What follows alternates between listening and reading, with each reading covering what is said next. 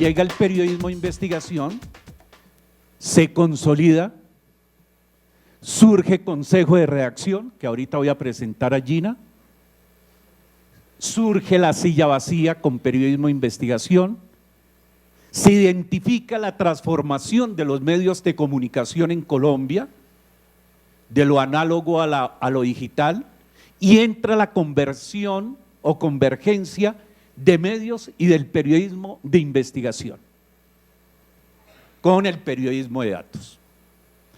Y comienza a surgir otras alternativas de periodismo: periodismo de profundidad, periodismo de precisión, periodismo de precisión, periodismo de datos, periodismo investigativo que arropa a todos los anteriormente dichos, y nace la nueva generación del periodismo investigativo en Colombia. Y esa nueva generación, estimados colegas, están al frente de ustedes. Quiero compartirles 3 trabajos, 3 ejercicios periodísticos que hemos hecho en el periódico El Tiempo y uno que hicimos colaborativamente en Consejo de Redacción. Y todos parten de allí, todos parten de una gran matriz de planeación en donde nos sentamos a trabajar ingenieros, diseñadores, como los colegas que tengo aquí, analistas de datos, que son muy importantes, y periodistas. Son como los 4 escenarios que componen un buen equipo para hacer periodismo de precisión.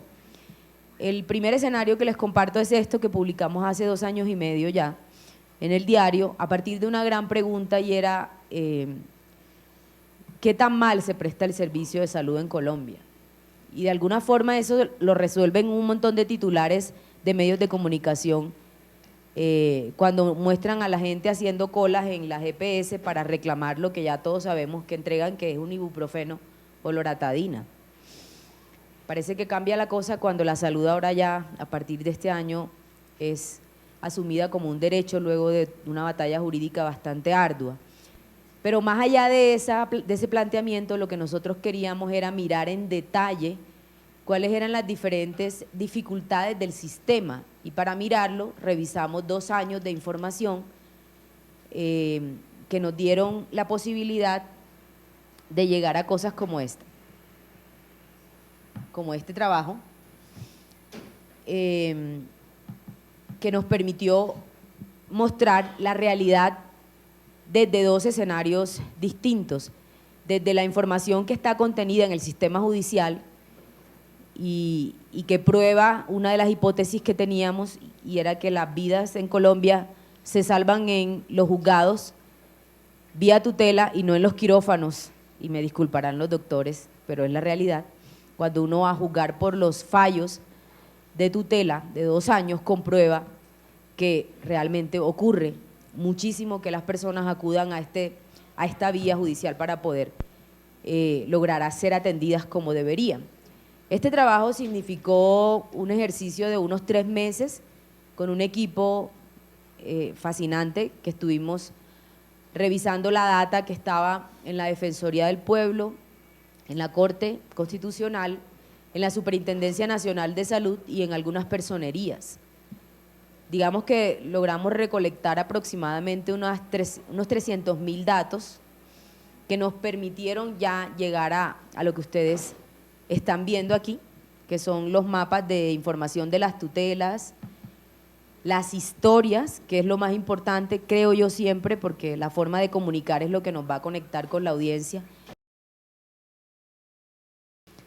Un segundo trabajo que quiero compartirles es este, que nos llenó de mucha alegría el año pasado cuando ganamos el Ortega y Gasset en el periódico, pero además de eso porque nos permitió trabajar 19 reporteros, ingenieros, analistas y periodistas de 2 diarios muy diferentes, el diario El Tiempo y el diario El Universal de México, sobre un tema bastante fuerte para la realidad mexicana en estos momentos, e históricamente doloroso para la realidad colombiana, y es el tema de la desaparición forzada. Este trabajo nace por casualidades, por esas casualidades fascinantes que nos ocurren a los periodistas, y es cuando ocurre la desaparición de los 43 estudiantes de Ayotzinapa. Yo estaba en México, en el DF, haciendo un curso. Hace más o menos 6 años visito el país para formar a colegas, y por casualidades de la vida estaba allá, y pues por supuesto somos periodistas y no nos quedamos quietos y salimos a buscar información. De esa forma le propuse a los periodistas del Universal, a la editora de datos Lilia Saúl, que nos juntáramos a hacer posible este ejercicio, que fue muy demandante y que muestra de alguna forma una comparación, una historia comparada del fenómeno, que nos supuso unos retos mayúsculos, porque mientras en Colombia hay 65 años de información dateada, en México solamente hay 8. El PRI ha hecho cosas muy terribles. Bueno, no se trata de acusar, pero bueno. Pero molesta que no haya acceso a información y que no haya información. O sea, los datos de la desaparición en México son solo de los gobiernos desde Fox hasta Peña Nieto. El último de este mismo corte de trabajo lo publicamos a finales de año pasado, y parte de una pregunta, y era si puede haber paz con coca en Colombia. Una pregunta que no le gustó mucho a Rafael Pardo, pero que yo sigo pensando que es absolutamente relevante en el escenario colombiano, con unas zonas de concentración que, solo por mencionar 4 de ellas, están ubicadas en los grandes territorios cocaleros del país. Lo que quiero llamar la atención sobre esta publicación, acá intentamos experimentar otras cosas distintas a lo que veníamos haciendo, y nos acercamos a algo que yo he venido llamando desde hace unos 8 meses, y he venido documentando y tratando de explicar y construir algo al respecto, que es el periodismo disruptivo. ¿Cómo podemos hacer una incidencia más allá de la que se logra con la publicación, con la denuncia, con la investigación, o con el asombro que genera ver tantos datos? Cuando uno entra a las rutas, uno se asombra de ver la magnitud de un fenómeno, gracias justamente a la posibilidad que nos permite el escenario digital para mostrar tanta información. Entonces nosotros lo que hicimos acá es que le invertimos 3 meses a construir esto, 5 capítulos publicados diariamente de manera individual, uno que pone de frente toda la realidad cocalera del país y que responde a esa primera pregunta con un no rotundo de no es posible la paz con coca. Un segundo momento, no los voy a abrir para no tardarme, que es donde están, quizás para mostrarlos, donde están los detalles de la data que compartimos, que es toda la información de cultivos ilícitos, de zonas donde se ha desarrollado aspersión o se ha desarrollado erradicación, y el número de familias que se han dedicado en diferentes momentos a contribuir al cambio de escenario de la coca a los cultivos lícitos. Realmente fue un escenario complejo de construir, como no me lo estaba imaginando con el analista y el diseñador. O sea, queríamos llegar a mapas en este sentido, que te pueda mostrar la densidad del área sembrada de coca en cada territorio colombiano, con los datos al lado allí. Y también llegar ya a niveles un poco más complejos en un departamento como Nariño, que es el de mayor densidad de cultivos, que podamos ver municipio por municipio cómo es esa realidad, ¿cierto? Y así con los 32 departamentos colombianos.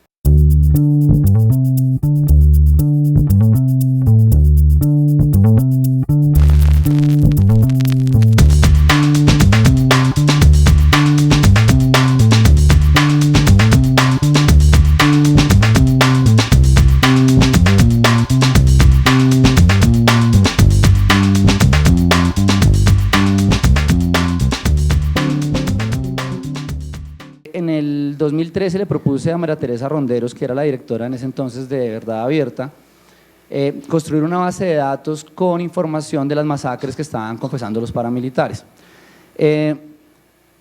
Aunque claramente, como tú lo decías, en Colombia, pues el hecho de que reconozcamos que tengamos un conflicto nos ha permitido tener una información un poco más organizada, si la comparas, por ejemplo, con México, en donde pues, en general la sociedad no se asume que está en un conflicto en particular, pues el Estado sí no ha sido juicioso con eso. Yo creo que uno de los principales errores que no deberían cometerse ahora es que el proceso de justicia transicional que tuvieron los paramilitares pues no fue abierto al público, ¿vale? Uno no puede ir a la fiscalía y decir, hágame un favor, muéstreme una lista de los crímenes aceptados por tal persona, porque eso es un lío, le toca a uno pues con derecho de petición y la cosa. Entonces, pues nada, yo dije, pues hemos hasta ahora cubierto bastantes pues, crímenes asistiendo puntualmente a las audiencias. Me puse a pensar y dije, pues el crimen pues, que escucho más repetidamente aquí pues, son las masacres, y propuse la construcción de una base de datos que tuviera una versión para computadores, vía internet un poco más tradicional, y una aplicación para celulares en la que uno pudiera rastrear las masacres que habían confesado. Yo me acuerdo que inicialmente hice un piloto, yo soy profesor de la Universidad del Rosario, con 5 estudiantes y armamos una basecita de datos de unas 100 masacres. Mostramos esa información, Verdad Abierta contactó al Centro de Memoria Histórica, que consiguió un dinero y arrancó el proyecto que es Rutas del Conflicto. Eso salió al aire en el 2014. Este es el mapa en el que uno pone todos los puntos, cada punto es una masacre en el país. Aproximadamente el Centro de Memoria estima que los grupos armados dentro del conflicto han perpetrado aproximadamente unos 2.000, 2.100 masacres. Esta sería la tercera parte de todas las masacres cometidas en Colombia desde el año 1982. No había nacido en esa época, hago también esa aclaración, importantísima aclaración. Pero, pues digamos que solamente cuando la cara que pone la gente cuando ve el mapa en general nos muestra el poder que tiene poner todos los datos dentro de una base, ¿sí? Porque luego de que pones todo ahí, tienes una cantidad de herramientas que te permiten ver cosas, ¿sí? Mapas, líneas de tiempo. Al poner toda esta información aquí, pues, lo primero que uno se imagina es, bueno, cantidad de crímenes, no, le tocó vivir al país, ¿no? Luego, si uno tiene 5 segundos más, que es lo que a veces le digo a los estudiantes, y es que, pues, en este mundo tan vertiginoso actual en el que uno apenas tiene 5 segundos para tratar de convencer a un usuario o a un lector. A veces detesto la palabra usuario porque es tan ingeniero, ¿sí? Y los de la radio tienen radioescuchas y los de la televisión tienen los televidentes y nosotros somos usuarios, pero pues somos usuarios especiales cuando estamos consumiendo información, ¿no? No estamos haciendo una llamada para poner una queja por un servicio público ni nada por el estilo, estamos leyendo información periodística. Cuando la gente tiene 5 segundos más y detalla, pues se da cuenta que la mayoría de las masacres pues fueron cometidas por paramilitares. Nosotros pues, a diario escuchamos pues, en redes sociales, nos viven diciendo cosas como, bueno, ¿y cuándo van a mostrar lo de la guerrilla?, etcétera, etcétera. Pues en algún momento, seguro si conseguimos algo de presupuesto, podríamos mapear un crimen recurrente en la guerrilla, que fue el secuestro, por ejemplo. Pero claramente las masacres fueron el crimen recurrente y que marcó la expansión del paramilitarismo en Colombia. Al poner todo esto ahí, además, pues le permite a uno empezar a imaginarse cómo contar algunas historias que uno no veía antes, ¿sí? Si ustedes se imaginan, si ustedes ven con claridad, perdón, el departamento con más masacres en el país es Antioquia, pero aparte de eso hay unas acumulaciones de puntos en algunas zonas del país que coinciden con lugares claves para la producción de cocaína, ¿vale? Y pues a partir de este ejercicio hemos hecho varias cosas con rutas que ahora pues trataré de mostrarles rápidamente. Digamos, cuando montamos absolutamente todo, después hice un barrido de los municipios con más masacres y me di cuenta, por ejemplo, que San Carlos en Antioquia tenía 31 masacres, de las cuales 25 masacres ocurrieron en solo 6 años. y pues ahí en la mitad hay una estación de policía y cerca hay una base militar, y pues ahí son cosas que uno empieza, pues es lo que genera la pista, la curiosidad, aquí pasa alguna cosa, ¿no? Entonces, esto permite visualizar, pero también es el punto de partida para empezar a construir historias. El segundo ejercicio que hicimos con Rutas del Conflicto, bueno, les voy a contar un poco qué pasó. Esto lo publicamos en marzo del 2014. Si ustedes ingresan a cada uno de los puntos, pues tenemos un pequeño texto. En realidad, pues tenemos información por cada masacre, puntualmente dónde ocurrió. Tenemos 3 párrafos como contando la información que logramos acceder, rastreando bases de datos, listados de víctimas, etcétera. Como ustedes pueden imaginarse, si queremos hacer 750 reportajes a profundidad pensando en reportear cada masacre, pues es imposible. Entonces lo que se hizo fue un rastreo en internet y un rastreo a los documentos que tiene la Fiscalía, en los que los paramilitares han confesado. Cuando publicamos esto, aquí en la parte inferior de la página pusimos un botoncito que dice tu memoria cuenta, para que si alguien quería aportarnos algo de información o contarnos una masacre que no teníamos en la base, nos escribiera. Rápidamente empezamos a recibir cosas bastante particulares. Y lo que empezamos a experimentar, uno, es que la información que estábamos contando aquí era una información, es la historia oficial del conflicto en Colombia y es una historia poco incluyente. Una historia básicamente basada en los testimonios de los victimarios y no de las víctimas. Comenzamos a recibir algunos correos electrónicos en las que nos corregían la información que teníamos. Nos enviaban algunos documentos, falta alguna víctima, resulta que esto no fue así, fue en otra vereda. Y también empezamos a darnos cuenta que la mayoría de gente que nos enviaba información vivía en ciudades. Yo me acuerdo porque hace 4 años nos invitaron a la Universidad de Stanford a mostrar la herramienta, y ahí un académico me dijo: ¿usted espera que un campesino colombiano, mientras que esté cultivando, saque un iPad y se ponga a revisar su base de datos? Y parece una caricatura, pero es la verdad, porque lo que estamos construyendo en internet básicamente lo leen grandes audiencias en las ciudades. Cada vez tenemos una cobertura mucho más grande en los campos, pero básicamente son jóvenes o niños pegados a Facebook, ¿sí? Comunicándose entre sí, pero digamos no con el afán de informarse de fondo. Entonces construimos una segunda etapa del proyecto que se llama Yo Sobreviví, en la que intentamos aterrizar todo lo que teníamos en internet para llevar esa información a través de medios más tradicionales, radio,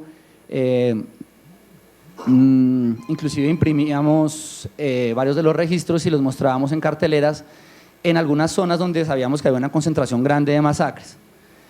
Con esa metodología que nos inventamos, entonces empezamos a llevar toda esta información y intentábamos contactar víctimas de masacres o que la gente nos buscara para que nos contaran su historia.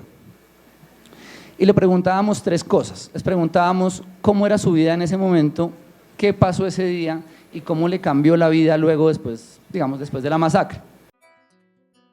Mi nombre es Ángela Escudero y soy sobreviviente de una masacre que hubo en mi vereda, donde fallecieron 19 personas, en especial mi esposo y mi hijo.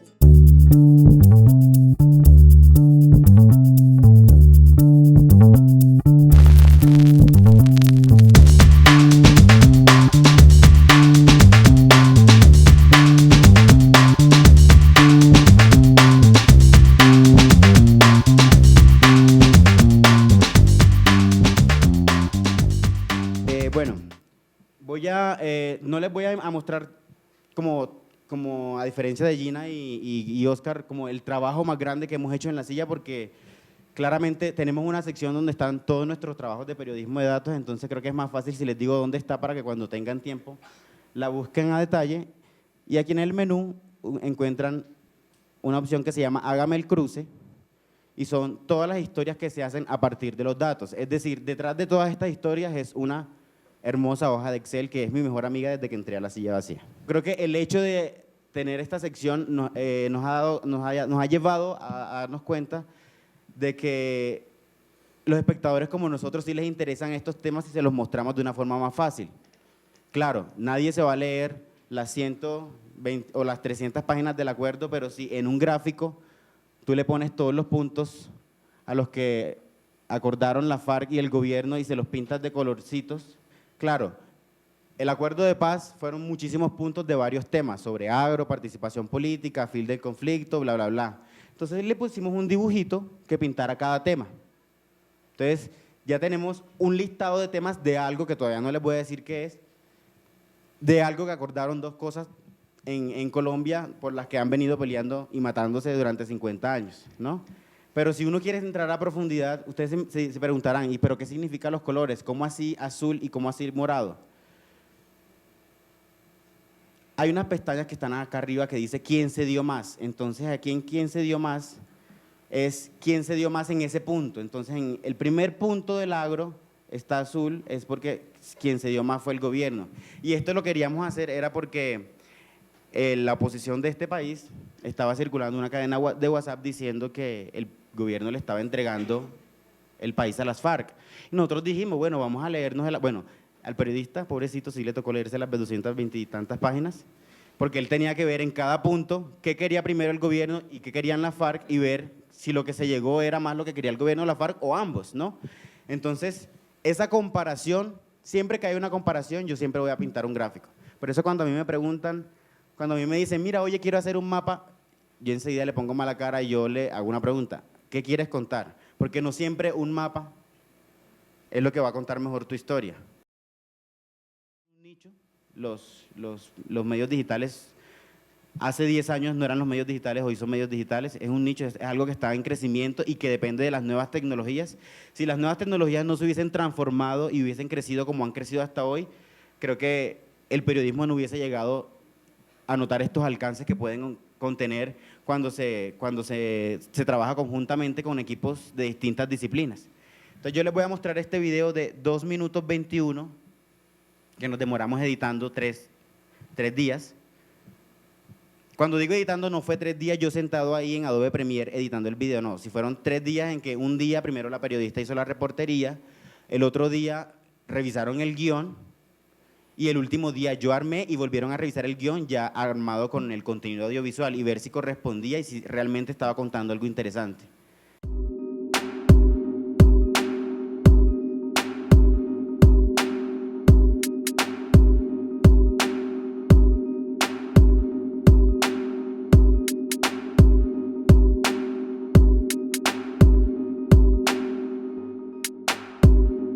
¿No?